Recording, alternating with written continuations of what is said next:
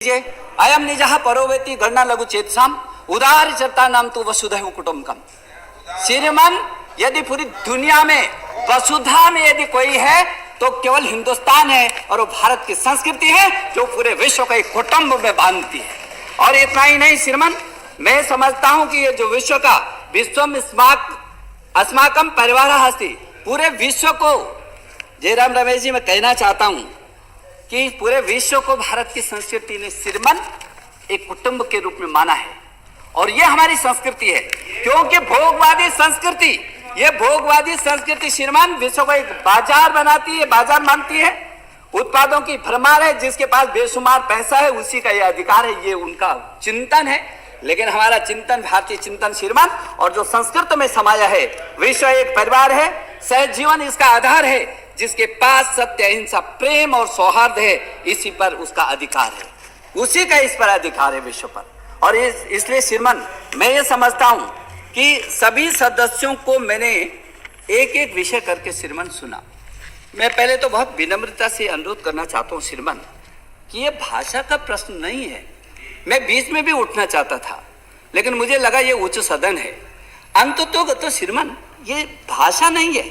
वैसे तो हमारी गवर्नमेंट श्रीमान सभी भारतीय भाषाओं की पक्षधर, जो भारतीय भाषाएं 22 अनुसूची 8 में वर्णित है श्रीमान, चाहे तमिल है, तेलुगु है, मलयालम, कन्नड़, गुजराती, मराठी, बंगाली, जिसमें संस्कृत, उर्दू, जितने भी 22 भारतीय भाषाएं हैं उसमें अंग्रेजी भारतीय भाषा नहीं है। हम इन सभी भारतीय भाषाओं को सशक्त करने के हमेशा पक्षधर हैं।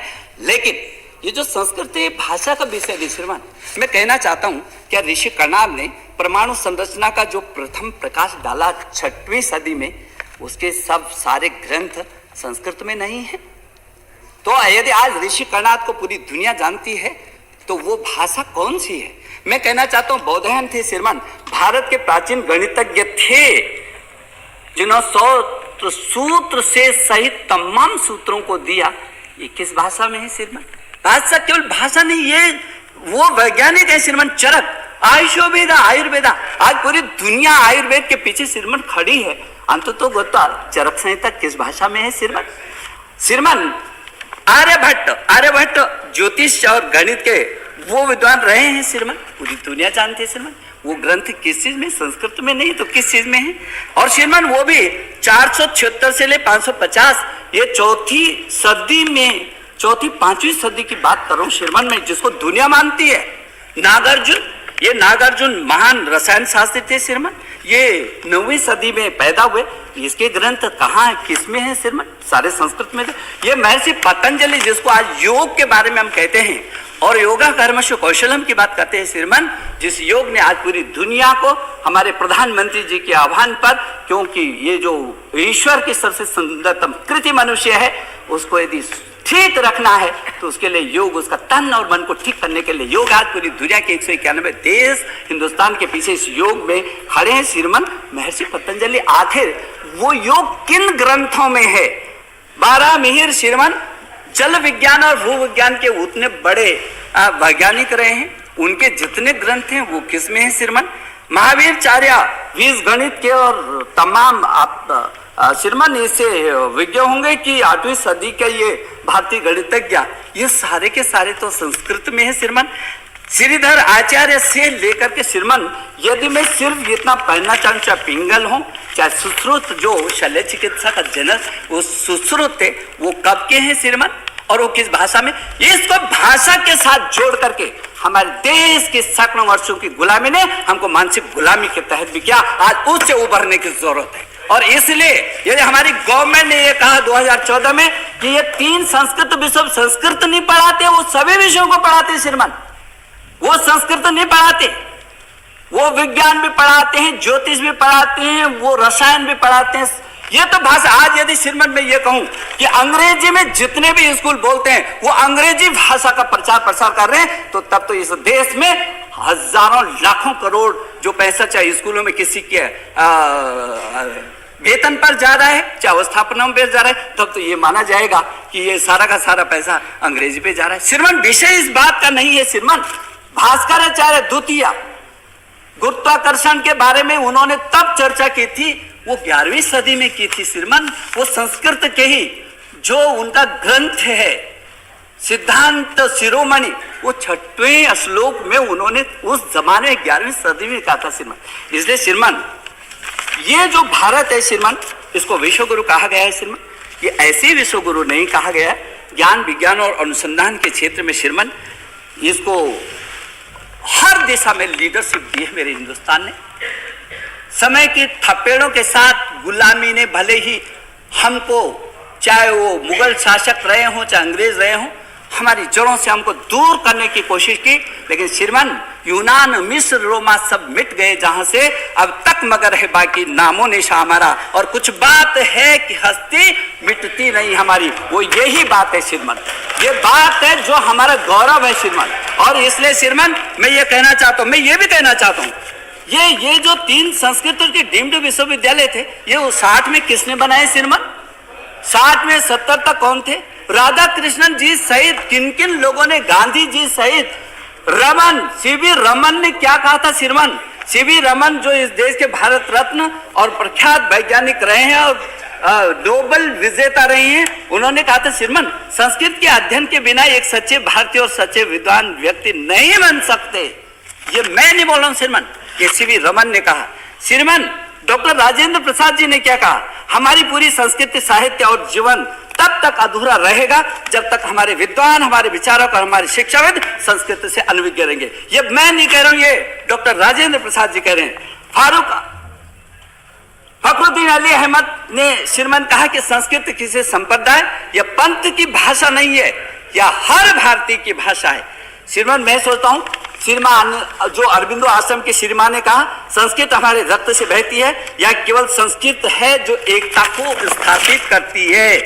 और जवाहरलाल नेहरू जी ने अपनी डिस्कवरी ऑफ इंडिया में लिखा श्रीमान, अगर मुझसे पूछा गया कि भारत के पास सबसे बड़ा खजाना कौन सा है और उसकी सबसे बड़ी विरासत कौन सी है, तो मैं इस बात को भी जवाब दूंगा कि यहाँ संस्कृत भाषा है, साहित्य है और यहाँ इसी में सम्मिलित है इसकी शानदार विरासत है। ये मैंने नहीं कहा श्रीमान, ये जो लोग अभी संस्कृत का विरोध कर रहे थे, ये उनके नेता ने और हमारे देश के प्रथम प्रधानमंत्री जी ने कहा है श्रीमान मैं ये कह रहा हूँ, ये कहा है श्रीमान अब्दुल कलाम साहब ने कहा मैं संस्कृत का विशेषज्ञ नहीं हूँ, मेरे कई मित्र हैं जो संस्कृत के पारंगत है।